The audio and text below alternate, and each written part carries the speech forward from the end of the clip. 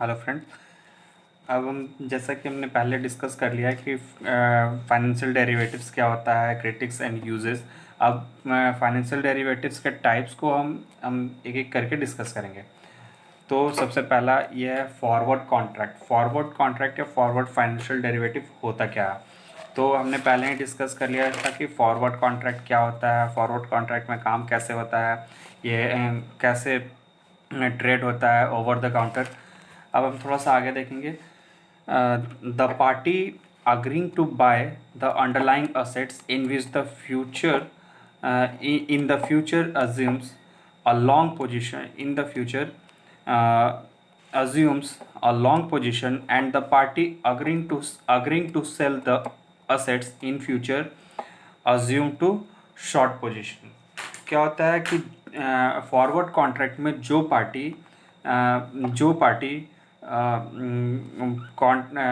Party bye करती है उसको लॉन्ग पोजीशन बोलते हैं, एंड जो पार्टी सेल करती है उसको शॉर्ट पोजीशन बोलते हैं। The price agreed upon is called the delivery price. Okay, जिस प्राइस पे वो एग्रीमेंट हुआ है, the price agreed upon is called the delivery price, which is equal to the forward price at the time the contract is entered into. Okay, जिस price पे ये contract, forward contract में क्या होता है कि एक फ्यूचर के लिए कॉन्ट्रैक्ट बनता है, कि एक प्रेजेंट टाइम में फ्यूचर टाइम के लिए कॉन्ट्रैक्ट बनता है, तो वो जिस प्राइस पे वो बनता है उसको बोलते हैं डिलीवरी प्राइस, या उसी को स्ट्राइक प्राइस भी बोलते हैं। ओके, उसके बाद हम देखते हैं features of forward contract. Forward contract के क्या क्या फीचर्स हैं। तो सबसे पहला फीचर है it is a private binding agreement between each party in the deal. ये जो है एक प्राइवेट बाइंडिंग अग्रीमेंट होता है, इसमें गवर्नमेंट का कोई रूल रेगुलेशन नहीं है कि आपको फॉरवर्ड कॉन्ट्रैक्ट में ऐसा करना होगा। जब भी दो पार्टीज के बीच फॉरवर्ड कॉन्ट्रैक्ट अगर होता है, तो दो पार्टीज के बीच में अगर कोई भी कन्फ्लिक्ट होता है तो उसके लिए कोई पर्टिकुलर गवर्नमेंट रूल रेगुलेशन नहीं बनाया गया है, उन दोनों पार्टी को सेटलमेंट के लिए कोर्ट जाना पड़ता है। Next one is they are bilateral contracts and hence exposed to counter party risk.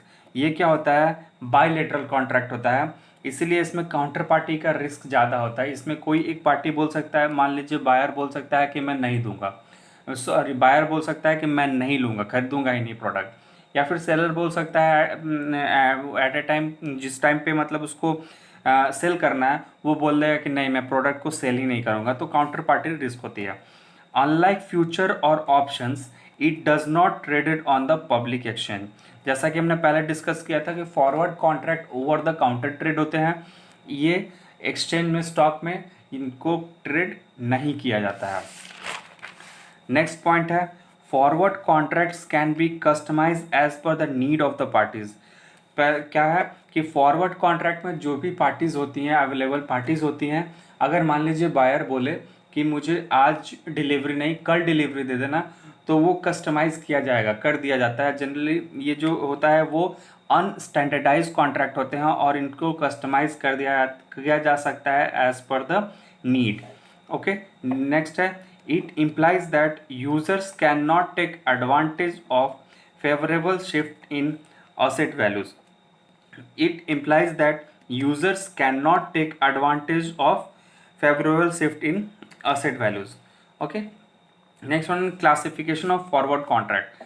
हम फॉरवर्ड कॉन्ट्रैक्ट को कितने टाइप में क्लासीफाई करते हैं, कितने टाइप्स के होते हैं फॉरवर्ड कॉन्ट्रैक्ट। तो there are 4 types of forward contract. कौन कौन से हैं, क्लोज्ड आउटराइट कॉन्ट्रैक्ट, या फिर इसी को बोलते हैं fixed forward. Next one is flexible forward, long dated forward and non deliverable forward. एक एक करके इसको देखते हैं क्या होता है। फिक्स्ड फॉरवर्ड या फिर इसको बोलते हैं close outright forward. Okay, this is the simplest type of forward contract. In this type of forward contract, counterparties agree to exchange fund on the specified date in the future, the maturity date. The exchange rate is fixed at the time the contract is made. ये क्या होता है, एक simplest type का जो fixed forward होता है वो एक simplest type of forward contract है, जिसमें कि एक मेच्योरिटी डेट जो प्री डिटरमाइंड होता है, पहले से ही बता दिया जाता है कि मैं इस डेट को डिलीवरी करूंगा, मैं इस डेट को डिलीवरी लूंगा। वो उस डेट को जो एक्सचेंज कर दिया जाता है, फंड्स को वो बायर बाय कर लेता है, सेलर सेल कर देता है, ये फिक्स्ड फॉरवर्ड कॉन्ट्रैक्ट में आता है। Okay, fixed forward contracts are widely used by businesses to hedge against the risk of losses due to adverse exchange of rate movement। इसमें क्या होता है कि फॉरवर्ड कॉन्ट्रैक्ट बिजनेसेस के द्वारा हैजिंग के लिए यूज होते हैं, मतलब कि अपना रिस्क को कम करने के लिए। मान लीजिए दो पार्टीज हैं, एक फार्मर है और एक ये मान लीजिए कि एक फार्मर है और एक ये कंपनी है। कंपनी इसको ये क्या देता है, इसको वीट देता है, वीट इसको देता है कंपनी को, और कंपनी ये जो ब्रेड बनाती है, ठीक है। तो इसमें क्या होता है कि प्रेजेंट टाइम में मान लीजिए कि वीट का जो प्राइस है वो है 50 पर केजी, ठीक है। और ये कंपनी जो है वो भी 50 पर केजी खरीदती है, ठीक है। लेकिन कंपनी को यहाँ पे डर है कि हो सकता है आने वाले टाइम में यहाँ पे ये वीट का जो प्राइस है वो 70 रुपये पर केजी हो जाएगा, फ्यूचर डेट में ये 70 रुपये पर केजी हो जाएगा। और वहीं दूसरी तरफ इस फार्मर को डर है कि अभी जो प्राइस 50 रुपये है, फ्यूचर टाइम में ये 40 रुपये पर केजी हो जाएगा। तो दोनों को क्या अपना डर है कि कहीं कंपनी को डर है कि प्राइस बढ़ ना जाए, फार्मर को डर है कहीं प्राइस घट ना जाए। तो क्या होता है, दोनों अपना रिस्क कम करने के लिए हेजिंग कर लेते हैं। इसको क्या बोलते हैं, हेजिंग करना। रिस्क कम करने का जो प्रोसेस होता है उसको हेजिंग बोलते हैं, और जो कम करते हैं उसको हेजर्स बोलते हैं, ठीक है। तो फार्मर और ये डील कर लेंगे कि अभी जो प्राइस है 50 रुपये पर केजी, मैं फ्यूचर डेट में आपको 50 रुपये पर केजी के रेट पे ही अगले साल भी वीट दूंगा। तो इनमें दोनों में क्या हुआ, दोनों में अपना रिस्क तो कम कर लिया, ये इसको ना तो बढ़ने का टेंशन रहेगा ना घटने का टेंशन रहेगा।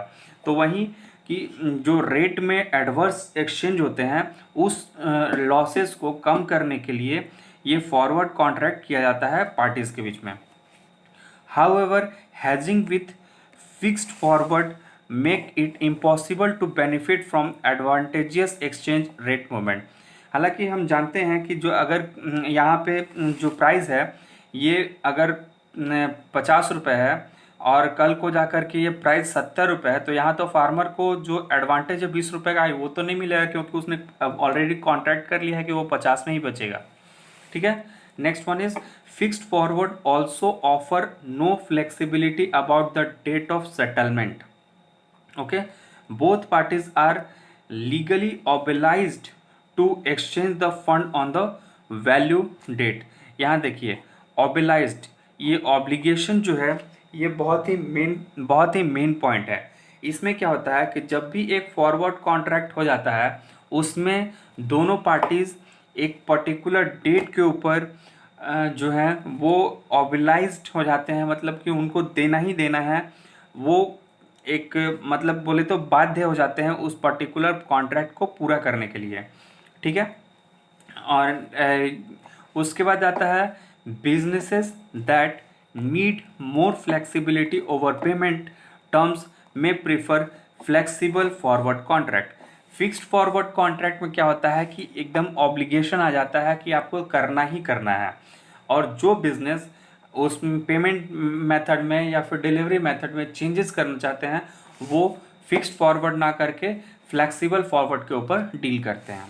ओके, नेक्स्ट है flexible forward contract. Flexible forward contract में क्या होता है, in flexible forward contract the counter parties can exchange fund on or before the maturity date. एक मैच्योरिटी डेट के ऊपर भी दे सकते हैं या उसके पहले भी दे सकते हैं। The fund can also be exchange in fixed forward contract. Okay, अगर फ्लेक्सिबल फॉरवर्ड कॉन्ट्रैक्ट किया गया है तो ऐसा जरूरी नहीं है कि आपको मैच्योरिटी डेट के पहले ही पूरा कर देना है या मैच्योरिटी डेट तक पूरा करना है। ये फॉरवर्ड कॉन्ट्रैक्ट की तरह जो है मैच्योरिटी डेट को भी पूरा किया जा सकता है।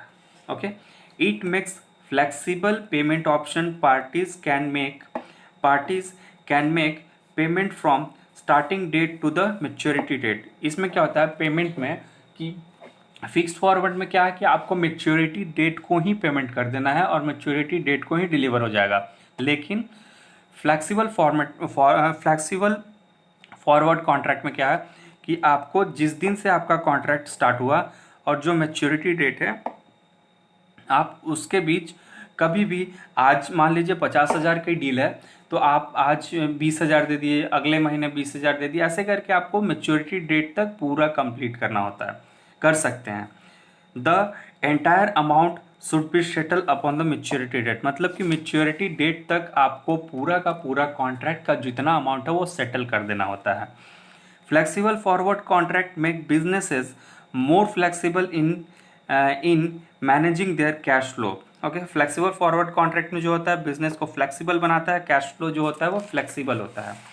नेक्स्ट है long dated forward contract. Long dated forward contract में क्या होता है, flexible forward and fixed forward and flexible forward contract are made for short period. Okay, जो फिक्स्ड फॉरवर्ड कॉन्ट्रैक्ट है एंड और जो फ्लेक्सिबल फॉरवर्ड कॉन्ट्रैक्ट है वो शॉर्ट पीरियड के लिए बनाए जाते हैं। लेकिन लॉन्ग टर्म्स की जब बात आती है, but for long term settlement long dated forward contract are required. ठीक है, लॉन्ग डेटेड फॉरवर्ड कॉन्ट्रैक्ट तब आते हैं जब ड्यूरेशन, जो कॉन्ट्रैक्ट का ड्यूरेशन है वो लंबा हो, more than 10 years. More than 10 years का जो कॉन्ट्रैक्ट होता है उसी को लॉन्ग टर्म कॉन्ट्रैक्ट में शामिल किया जाता है और उसके लिए लॉन्ग डेटेड फॉरवर्ड कॉन्ट्रैक्ट बनाए जाते हैं। The payment will be settle as per fixed forward और flexible forward, but the only difference is the time duration. यहाँ पे भी फिक्स्ड फॉरवर्ड की तरह भी पेमेंट किया जा सकता है, फ्लेक्सिबल फॉरवर्ड की तरह भी पेमेंट किया जा सकता है, बट जो डिफरेंस होता है वो बस टाइम ड्यूरेशन का होता है कि इसमें जो कॉन्ट्रैक्ट होता है वो 10 साल से या 10 साल से ऊपर का होता है। Long dated forward contract are riskier than fixed forward और flexible forward contract because it is a chance that one party may default their obligation because there is a long gap. मान लीजिए कि एक पार्टी जो है दूसरे party से contract करती है, 10-20 साल का कॉन्ट्रैक्ट करती है, तो 20 साल के बीच में ये मतलब मैक्सिमम चांस ये रहता है कि दोनों में से कोई एक डिफ़ॉल्टर हो जाए, कोई एक अपना ऑब्लिगेशन पूरा करने से मना कर दे। ठीक है, उसके बाद आता है non deliverable forwards.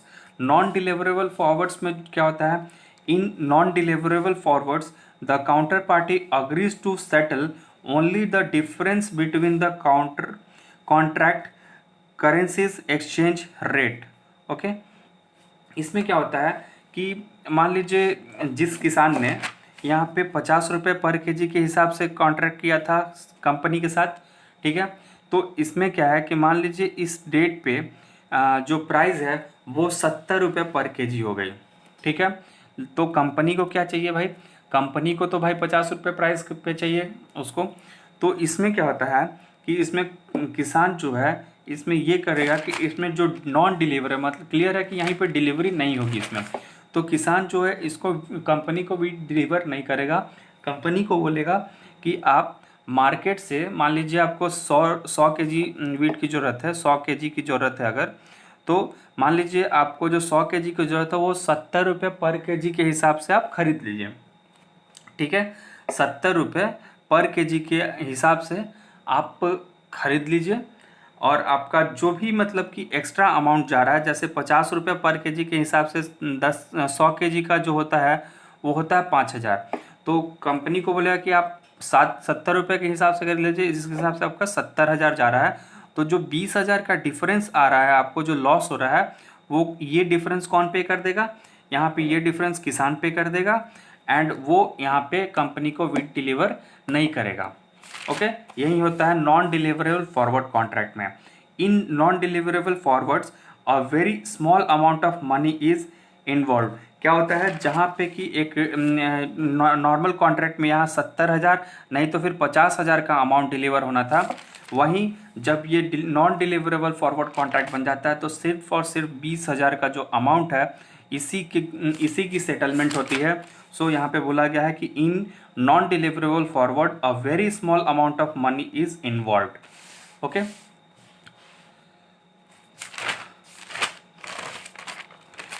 How forward contracts work, और ये हम लोग नेक्स्ट वीडियो में देखेंगे, एडवांटेज एंड डिसएडवांटेजेस भी।